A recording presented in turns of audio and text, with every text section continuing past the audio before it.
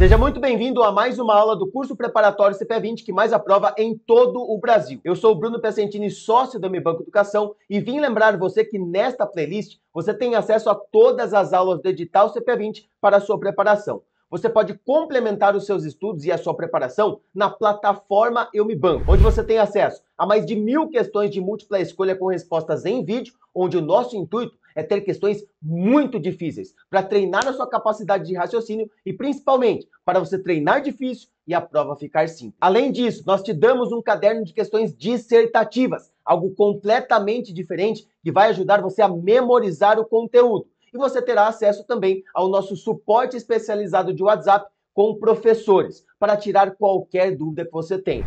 Tudo isso por apenas R$ 49,90 mensais no modelo de assinatura, onde você cancela sem carência nenhuma. Passa na prova e cancela. Você já sabe que um fundo de investimento é uma prestação de serviços para os cotistas. Só que você precisa entender ainda mais sobre toda essa estrutura. Ou seja, quem são os prestadores de serviços e quais são as suas funções exatas. É o que nós vamos ver aqui nesta aula a partir da CVM 175, até mesmo começando por um conceito um pouco mais fechado que te ajuda. O funcionamento do fundo de investimento se materializa por meio da atuação de prestadores de serviços essenciais e terceiros por eles contratados, por escrito em nome do fundo. Aqui já tem algo muito importante que eu quero que você preste atenção. Todo fundo de investimento terão prestadores de serviços essenciais, ou seja, sem eles o fundo não existe, que são administrador e gestor. E estes dois, cada um terão ali as suas responsabilidades, funções, nós já vamos ver isso. Só que eles vão contratar outros prestadores de serviços, os terceiros, que uns são obrigatórios, outros podem ou não existir dentro do fundo. Só que eu preciso que você entenda que quando eu falar de prestadores de serviços essenciais, aqueles que sem eles o fundo não existe, eu falo de administrador e de gestor. E essa será então a estrutura da nossa aula. Primeiro, as funções do administrador e depois as funções do gestor. O administrador, ele é o responsável legal pelo fundo junto com o gestor. Aqui eu já quero que você entenda o seguinte. Antes nós tínhamos a resolução CVM 555 que separava completamente as funções e responsabilidades de administrador e gestor. Porém, a 175, a nova resolução, ela diz que tanto o gestor quanto o administrador sempre estão dentro do fundo, por isso que eles são chamados de essenciais. Sem eles o fundo não existe. Então, ela vai trazer uma igualdade na responsabilidade. Ambos são responsáveis legais pelo fundo. Só que, é claro, as funções deles são diferentes. Não confunda isso. As funções do administrador. Nós vamos ter aqui que o administrador ele tem que cumprir as deliberações da Assembleia de Cotistas. Por que que isso é importante? Não é porque o administrador ele é o responsável legal que ele vai fazer o que ele quiser com o fundo. Você precisa lembrar do que é o fundo. O fundo é uma prestação de serviço para os cotistas. Então, o dinheiro que tem dentro do fundo não é do administrador, é dos outros, como a gente fala lá em Piracicaba. São de terceiros. Então ele precisa seguir tudo aquilo que é deliberado dentro da Assembleia Geral de Cotistas. Ele vai seguir as regras. Além disso, ele vai supervisionar as operações do gestor. Peraí, não é porque eles são responsáveis de maneira igualitária que o administrador não vai supervisionar, regular ali as operações do gestor em alguns momentos. Nós vamos entender ainda mais sobre isso quando entrarmos nas funções do gestor. E, inclusive, limites de concentração, política de investimentos, nós vamos ter aulas somente para isso, porque são pontos muito importantes dentro de um fundo de investimentos. Aqui, grave e anote, é claro, que o administrador supervisiona as operações do gestor. Também vai gerenciar o risco de liquidez. Imagina só, eu tenho dinheiro e eu vou, ao invés de comprar um ativo financeiro, ao invés de comprar um CDB, uma ação, eu vou comprar cotas de um fundo de investimento, disso você já sabe. E aí, é claro, o gestor pega esse dinheiro, vai e compra um CDB, compra uma ação, e eu fico tranquilo, porque eu estou participando de uma gestão profissional. Ele entende sobre isso. E eu posso resgatar as minhas cotas a partir de algum momento X. Depende do fundo. Alguns têm carência, outros não. Mas, no momento em que eu peço o resgate das cotas e eu quero meu dinheiro de volta, precisamos ter uma gestão de risco de liquidez. Imagina só que o gestor não prestou atenção nisso. Na hora de pegar o dinheiro dos cotistas e comprar os ativos no mercado financeiro, ele comprou um CDB, uma ação, uma debênture, vários ativos sem liquidez. Ele não prestou atenção nisso. E eu estou ali, pedindo meu dinheiro de volta. Para devolver o dinheiro dos cotistas, é claro que o gestor precisa vender os ativos. E aí ele vai vender um ativo, não consegue vender porque não tem liquidez. O outro também não tem. O outro também não tem. Então precisa ter, e é muito importante, esta gestão do risco de liquidez. É claro, o administrador faz isso junto com o gestor, até porque o gestor é quem compra e vende os ativos. Mas o administrador vai sempre ficar em cima de tudo isso também. Supervisionar as atualizações necessárias dos prestadores de serviços e dos cotistas. Então o administrador, ele vai ficar em cima de toda a atualização que deve ser feita, do gestor, do distribuidor, de outras funções que nós vamos ver ainda, dos cotistas, tudo que é atualização, o administrador sempre vai ficar em cima. E aí eu já coloquei na tela para você aqui 3 pontos, 1, 2 e 3. Tesouraria, escrituração das cotas e também auditoria independente. Eu preciso que você entenda que o administrador, ele é o prestador de serviço essencial junto com o gestor. Só que administrador poderá contratar alguns terceiros. Gestor poderá contratar outros terceiros. Então vamos deixar muito bem alinhado. O administrador poderá contratar serviço de tesouraria, escrituração das cotas. Este C que tem na frente não é um C de capitão, é do custodiante. Muito provavelmente você já ouviu esse nome. Escrituração das cotas nada mais é do que o serviço de custódia. Quem vai guardar as cotas já explica um pouco mais sobre isso. E a auditoria independente também. O administrador pode contratar estes 3. Primeiro falando da tesouraria. Todo fundo vai receber dinheiro dos cotistas, então ele vai ter um patrimônio líquido, que é tudo que ele recebe menos as despesas, ele compra os ativos, então ele gasta dinheiro, depois ele vende os ativos e o dinheiro volta para o fundo para pagar os cotistas. Percebe que o dinheiro vai para um lado e para o outro, para um lado e para o outro? Não é o administrador que vai ficar, peraí, quanto que entrou agora? 1 milhão. Ah, saiu 500 mil. Ah, tem que pagar ali. Não é ele. Não é também o gestor. É a tesouraria que vai fazer isso e quem contrata a tesouraria é o administrador. Além disso, quando o cotista, o investidor, pega o dinheiro, manda para o fundo, agora ele tem cotas. Quem faz esta custódia, marca esta posição, olha, o Bruno tem 10 cotas, o Felipe tem 50 cotas, o Renan tem 800 cotas, o Fábio tem 1000 cotas. Quem faz esta escrituração é o custodiante. Então nós já sabemos as funções de cada um desses 2 primeiros e agora eu quero que você marque como algo muito importante. Marca com um asterisco porque é importante. O administrador não é obrigado a contratar tesouraria e também o custodiante. Por quê? Porque normalmente o administrador é uma instituição financeira. E dentro desta instituição financeira, é claro que é muito comum ter uma tesouraria, ter um serviço de custódia. Então ele mesmo vai fazer isso, claro que em partes diferentes dentro da mesma instituição. Só que aproveita que você já colocou um asterisco e marcou isso. E marca também que auditoria independente, esta sim é obrigatória. Por quê? Todo ano, todo exercício, final de exercício, o fundo de investimento ele precisa entregar para o cotista as demonstrações contábeis. Olha, cotista, seguinte, esse ano aqui nós compramos tantos ativos, vendemos tantos, tivemos tanto de patrimônio líquido nesse mês, nesse outro. Todas as demonstrações contábeis para o cotista devem ser entregues. E claro que para isso nós precisamos ter uma auditoria independente, alguém completamente fora desta instituição financeira, fora desta administração. Então aqui nós temos os 2 primeiros como não são obrigatórios, podem ser contratados ou não, e o último, auditoria independente, é algo obrigatório. Nós vamos seguir agora para as funções do gestor, responsável pela gestão da carteira de investimentos. Imagina só que o fundo ele recebe muito dinheiro. Ele tem ali 1 milhão, 10 milhões, 50 milhões, 100 milhões, 1 bilhão muitas vezes, onde ele vai ter um patrimônio líquido muito grande para poder comprar ativos no mercado financeiro. E quem faz esta compra, quem vai ao mercado comprar os ativos, é o gestor. O gestor é responsável por isso. Inclusive, ele precisa ter uma certificação CGA ou então CGA. CGE. São duas certificações cedidas pela Anbima. CGA é para o gestor de fundo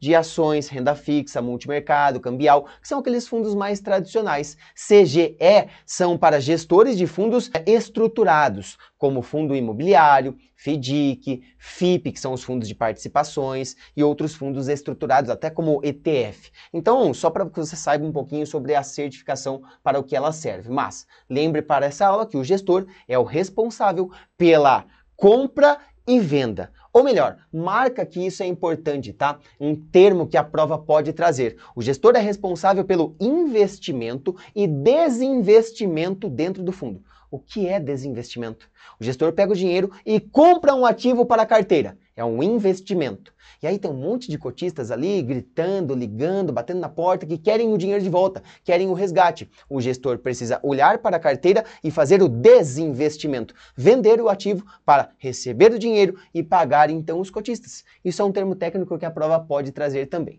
Funções do gestor que também pode aparecer na sua prova. Nós vamos ter responsável por manter a carteira adequada às regras, limites por emissor, limites por modalidade e concentração de risco.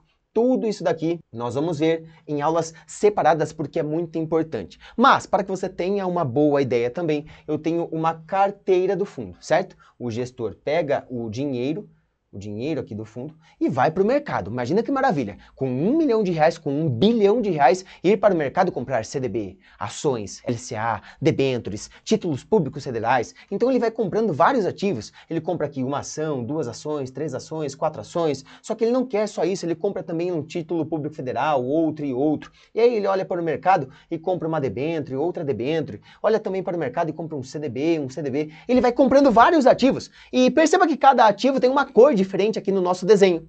E cada cor representa um nível de risco para o investidor.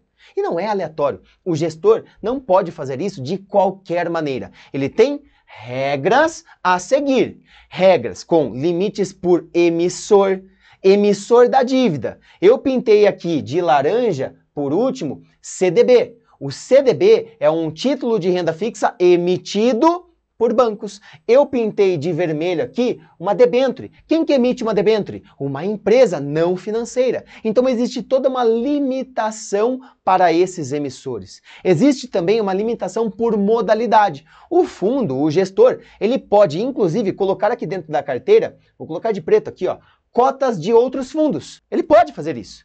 Porém, é um limite por modalidade diferente. Ele tem também uma concentração de risco. Nós vamos ver em uma aula bem específica, mas fundo de investimento, renda fixa, precisa comprar pelo menos 80% dos ativos em renda fixa. Então, toda esta parte aqui, ó, precisa ser de renda fixa no mínimo. Nós temos ali alguns limites de concentração. Tudo isso o gestor precisa ficar muito ligado porque é responsabilidade dele, lembra, investimento e desinvestimento. Comunicar a CVM em caso de fechamento de cotas. Isso é muito importante também. Acontece em alguns momentos de mercado. Imagine só que é um fundo onde tem um patrimônio líquido muito grande, muito alto, um valor de aplicação muito grande dentro do mercado financeiro e aconteceu algo extraordinário no mercado. Uma crise muito grande, uma guerra, uma pandemia, um setor que está completamente bagunçado, alguma notícia de uma empresa muito forte, algo que pode impactar muito os ativos que estão dentro da carteira do fundo.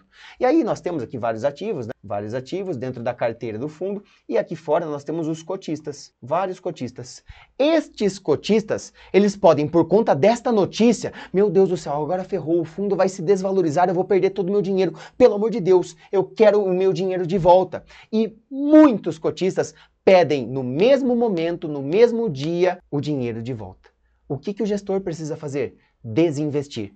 Vender esse ativo, vender todos os ativos para ter dinheiro e pagar novamente os cotistas. Isso é a gestão de liquidez, lembra? Só que em determinados momentos ele pode acabar não conseguindo fazer isso de uma maneira tão eficaz ou nem tem tanta liquidez assim. Ele pode solicitar sim o fechamento das cotas para os cotistas, tanto para resgate quanto para aplicação. Eu falei de um lado da moeda.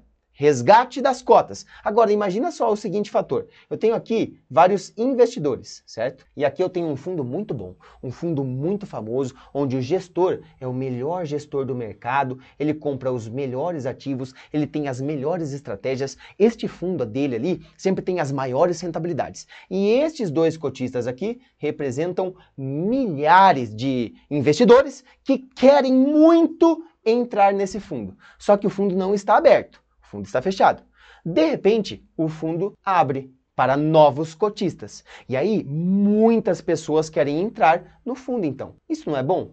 Sim, é bom. Só que vamos tentar entender o seguinte fator, a seguinte situação. Imagina só que esta carteira, como é um fundo famoso, um gestor famoso, muito bom, imagine que ele esteja rentabilizando ali por ano 20% para os cotistas. Olha só que maravilha. Todo ano 20%. É o que ele tem conseguido com 1 bilhão de... vamos trazer um pouco mais para o micro para que você possa entender. Com 1 milhão de patrimônio líquido, certo? O fundo tem 1 milhão de reais. Com este 1 milhão de reais, ele compra os ativos dentro da estratégia e consegue trazer 20% para os cotistas. Ele abriu para novos cotistas. E aí, muita gente quer colocar dinheiro neste fundo. Vamos imaginar que foi solicitado mais 1 milhão de reais dentro do fundo. Isso é maravilhoso para o fundo, claro. Só que quando vem de uma vez só, o fundo pode perder rentabilidade, o fundo pode perder sua estratégia. Porque pensa que vai entrar mais 1 milhão, vai dobrar o capital. E aí ele precisa manter os mesmos 20% ali para sua estratégia. Só que como que ele vai fazer isso agora? Será que o mercado está propício para tanto capital assim, para comprar aqueles mesmos ativos? Ele pode pedir para a CVM o fechamento também das cotas. Só que se ele fizer isso, na parte de aplicação é para novos cotistas e inclusive os cotistas já existentes. Tem que ser fechado para ambos, não só para novos. Isso fica bem marcado para a gente também. Nós temos, por fim, que o gestor, como o administrador, pode contratar. Vou voltar aqui, ó. O administrador pode contratar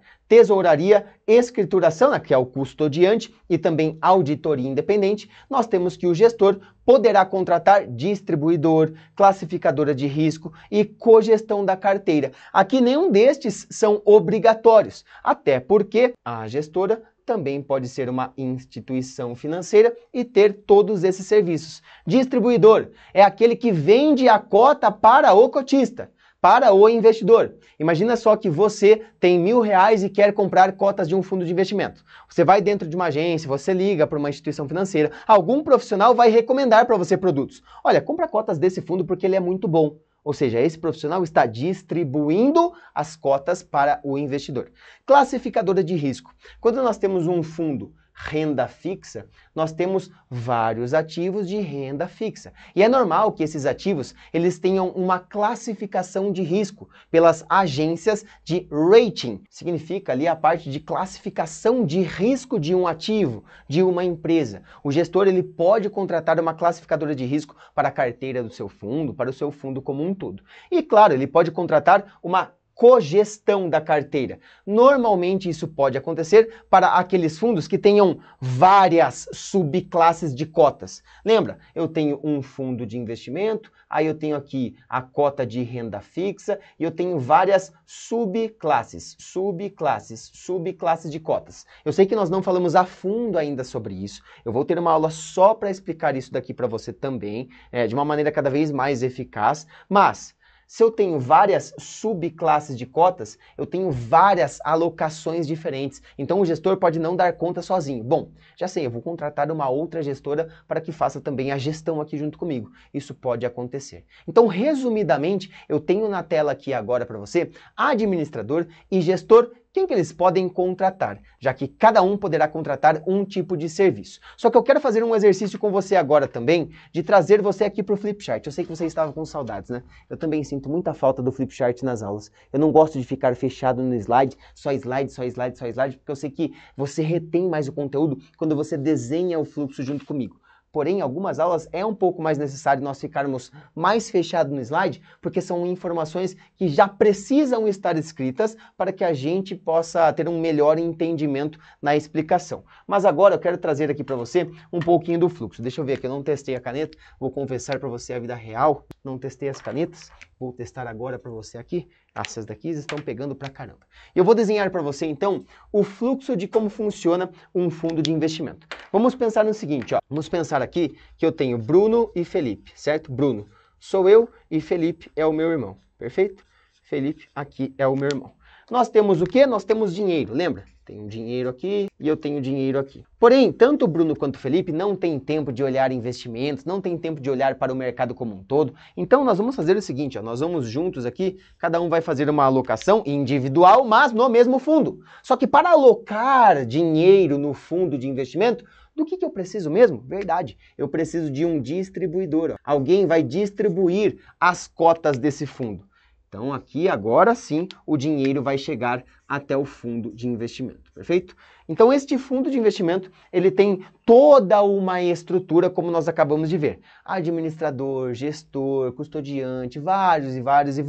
Eu já passei aqui por enquanto pelo distribuidor que vende as cotas do fundo para os agora cotistas. Então imagine só que este fundo recebeu aqui muito dinheiro. Tanto meu, quanto do meu irmão, quanto de tantas outras pessoas. Ó.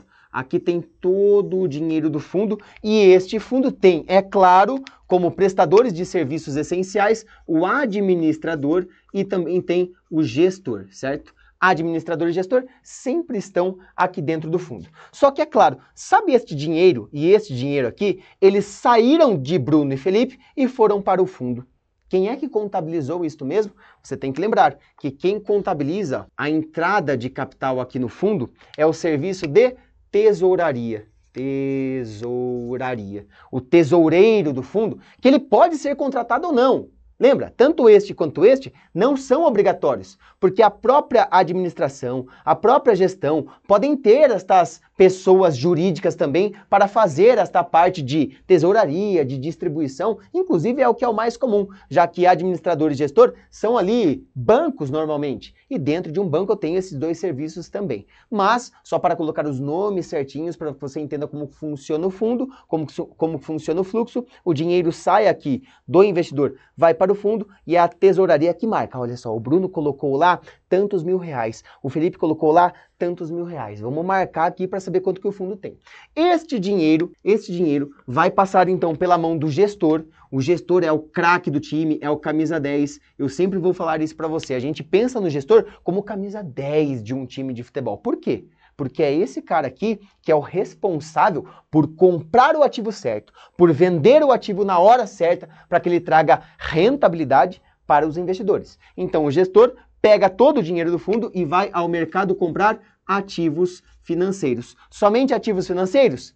Não, né? Nós já vimos isso. Nós temos fundos de investimentos, que ali eles compram ativos financeiros e também não financeiros. Ele pode comprar ali bens e direitos. Um fundo de investimento imobiliário compra shoppings, compra prédios comerciais. Um fundo de investimento em participações de empresas, ele pode comprar ali participações de empresas que ainda são fechadas. Um fundo de investimento em direitos creditórios compra direitos creditórios. Nós vamos ter tudo isso em outras aulas também. Não se preocupe, é mais para que você lembre que o fundo pode ser fundo de investimento ou então FIF, o FIF, Fundo de Investimento Financeiro. Aqui podem ser ativos financeiros ou não. Voltando para o fluxo, estes ativos então virão para a carteira do fundo. Agora, este fundo aqui tem uma carteira de ativos toda gerenciada pelo gestor, né? Então ele vai comprar 1, 2, 3, muitos ativos aqui, ele vai comprar, vai vender, só que é claro, quem vai fazer a marcação destes ativos aqui?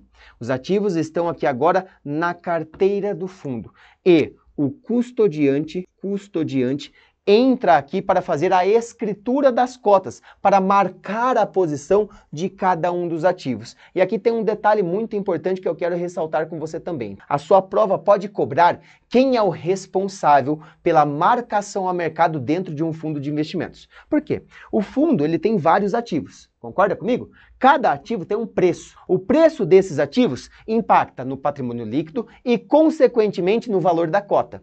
Então, diariamente, o fundo precisa fazer a marcação a mercado dos ativos.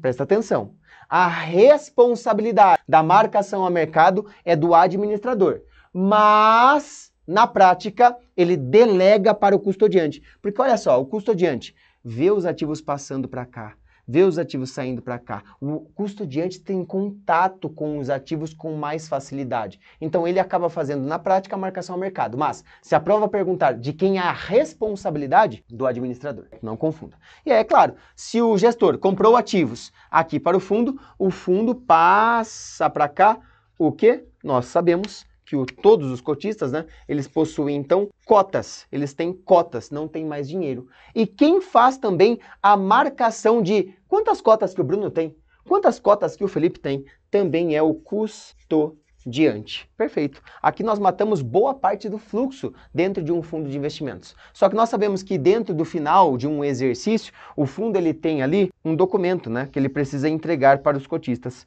que são as demonstrações contábeis. Ele vai entregar ali um relatório gigantesco para os cotistas com várias informações, uns gráficos malucos, umas tabelas, um monte de coisa ali que ele vai entregar para os cotistas. E estas demonstrações contábeis dizem respeito a tudo que aconteceu financeiramente e também de ativos com relação ao fundo dentro de um exercício. Só que, e se isso for mentira? E se o administrador, o gestor, cometerem algum erro? E se alguém ali estiver roubando o dinheiro dos terceiros? Lembra que aqui nós temos uma prestação de serviços para terceiros. Esse dinheiro aqui é dos outros, como a gente fala lá em Piracicaba, dos outros, de terceiros. Eu preciso ter uma auditoria independente.